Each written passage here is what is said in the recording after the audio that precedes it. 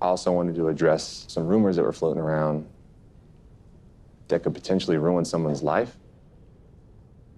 That cameraman clearly came off of the set of The Office, because that zoom in is phenomenal. This is a Bachelor recap from a guy. You know, when you think of the greatest rivalries of all time, you think Yankees, Red Sox, the Hatfields and the McCoys, Ohio State, Michigan, the Montagues and the Capulets, Tom Cruise's Skin versus Gravity, and of course, the OGs / Varsity Squad versus the New Girls / the Newbies.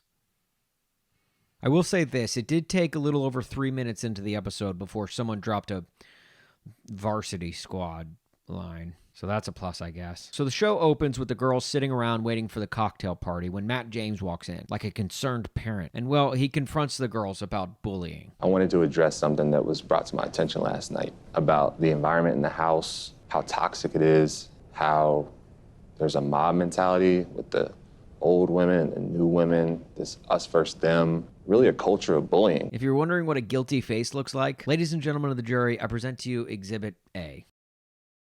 If a bachelor ever confronts a group of girls about bullying, and you're wondering, like, who's he talking about? Just look around the room for the girl making this face. Like, you just look around the room and you're like, let's see here, who's guilty? Who's guilty? Okay, all right, Clearly she is. Meanwhile, Victoria's inner monologue is like, I honestly feel bad for whoever he's talking about. Bullying is not good. And these dumb bitches and ugly ass hoes need to recognize that. So Matt pulls Brittany aside to basically be like, look, I'm really sorry you're having to go through this. But also, are you an escort? I mean, just curious.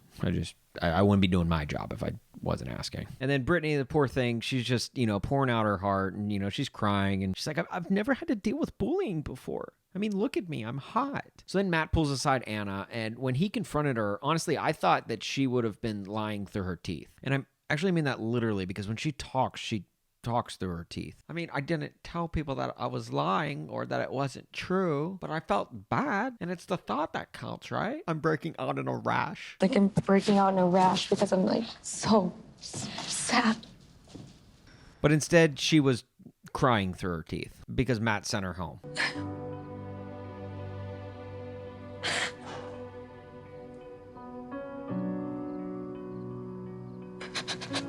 Good for Matt James. Like, he's just a good dude. Like, he very easily could have kept her on the show, but instead was just like, look, I honestly, I can't have that kind of toxic behavior in the house. And, I want to protect the girls. And honestly, the girl that I want to end up with that wouldn't do something like this. So, bye, Felicia.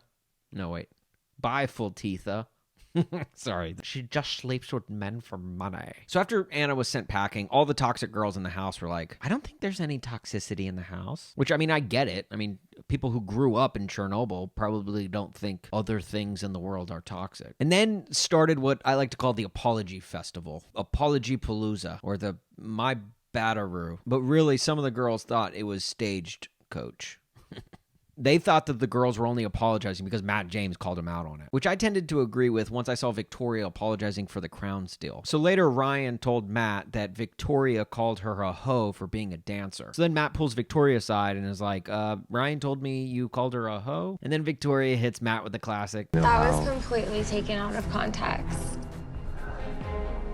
So Matt was like, okay, what context is it okay to call someone a hoe? Like, I'm just curious, like, what context would calling somebody a hoe be acceptable to be taken in? And Victoria's like,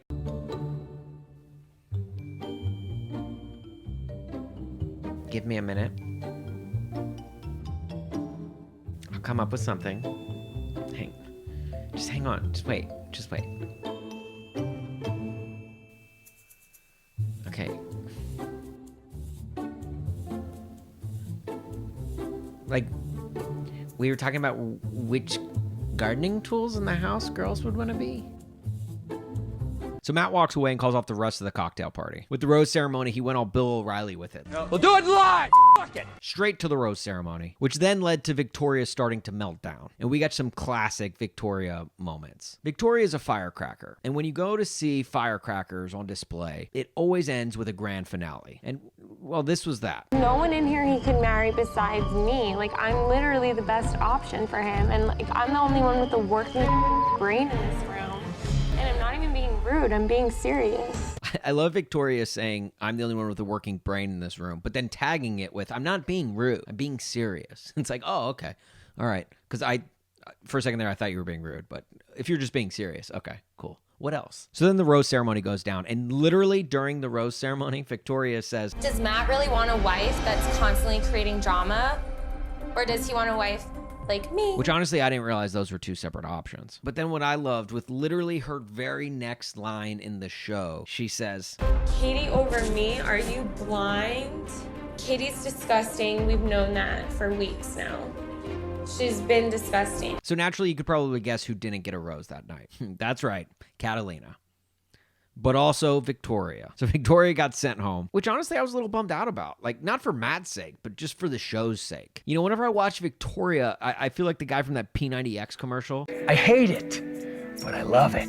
But of course, Victoria didn't leave without giving us one last great Victoria moment. I honestly feel so sorry for you that you would listen to hearsay and not all of the facts behind a situation.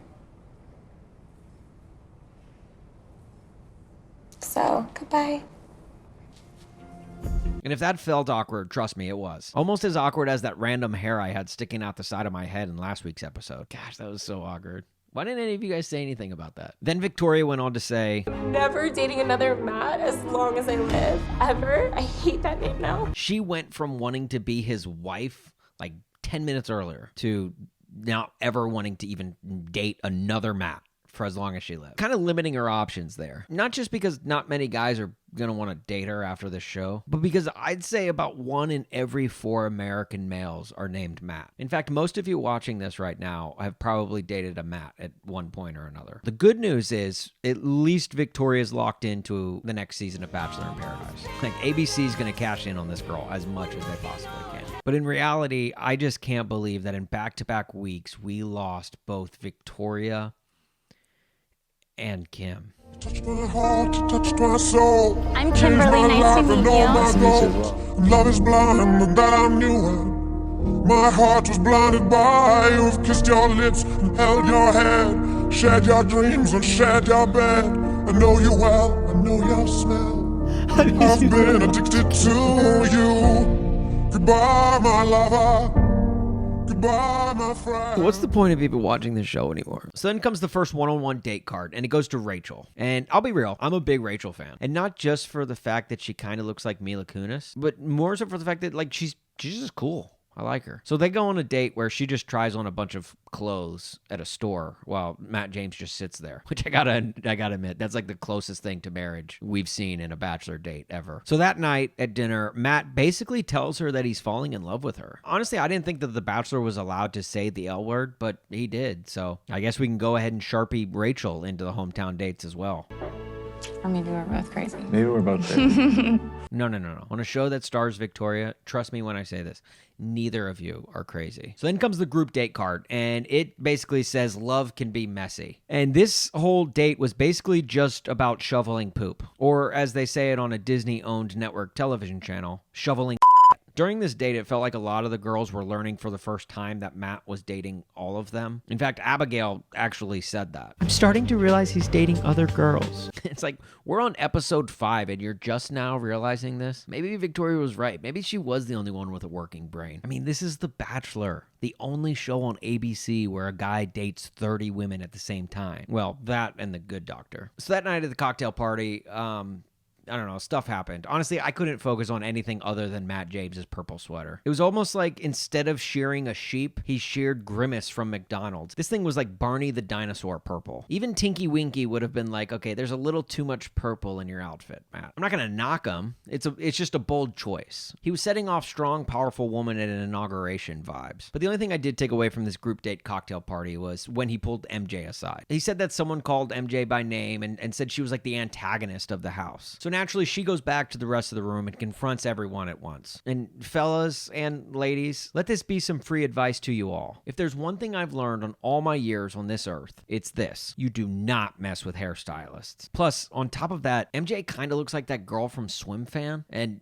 if there's one thing that movie taught me, it is you do not mess with the girl from Swim Fan. But with all of that said, I'm actually with the girls here. Only for the fact that MJ was the one who started the whole Varsity Squad moniker. And not to go all Shark Tank but for that reason, I'm out. So then comes the one-on-one date with Kit. And if you're wondering who Kit is the girl who looks like the child of both Legolas and the girl from Queen's Gambit, which that's not a knock either. I mean, the girl from Queen's Gambit is very pretty.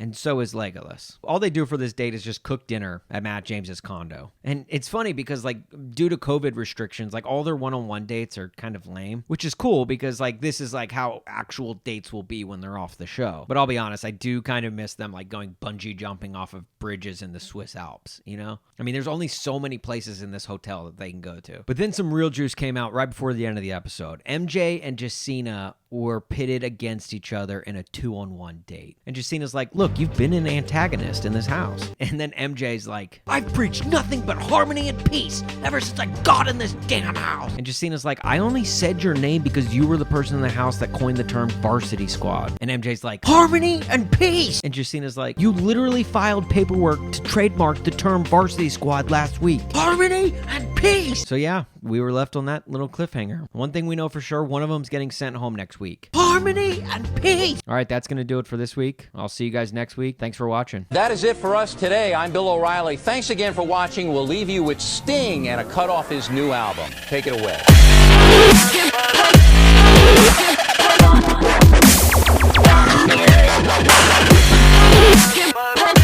The whole house is gonna feel like that I'm gone. Like, I brought so many people joy.